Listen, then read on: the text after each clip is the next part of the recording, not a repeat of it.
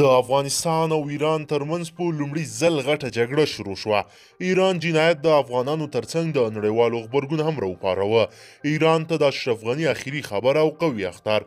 آیا غني زور پر ایران رسیږي او د خپل وطنوالو دفاع به وکړي؟ ملګرو راځئ غني له کومې لارې کار اخلي او څنګه به د افغانانو دفاع وکړي؟ ویډیو را سره تر پایه وګورئ. درنو لیدونکو السلام علیکم، وخت مو په خیر. ایران په پوله کې د سلو شاوخوا افغانان د هریرود سیند کې ډوب کړل او ویې وژل. اوس افغان ولسمشر محمد اشرف غني یو لوړپوړی پلاوي ته دنده وسپارله چې له ایران سره پر پوله د یو شمېر هیوادونو د وژلو پیښه وڅېړي او مستقیم ولسمشر غني ته احوال ورکړي. ارګوایي ولسمشر د دغې پیښې د هر اړخیز څېړنې په موخه د وسلوال پوځ د اعلی سرقمندان پوځي سرمفتش محمد حمید د حماسي په مشرۍ لس کسیز پلاوی ګمارلی چې دا موضوع څېړي.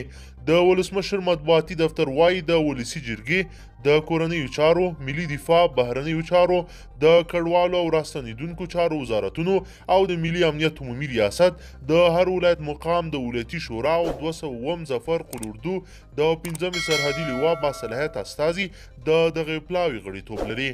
ولسمشر وایي پلاوي ته دنده سپارل شوې چې د هرات ولایت مقام سره په همکارۍ موضوع په دقیقه او هر اړخیزه توګه وارزوي او خپل اجرات او موندنې ژر تر ژره د ملي امنیت شورا دفتر له لارې د ولسمشر مقام ته وړاندې کړي.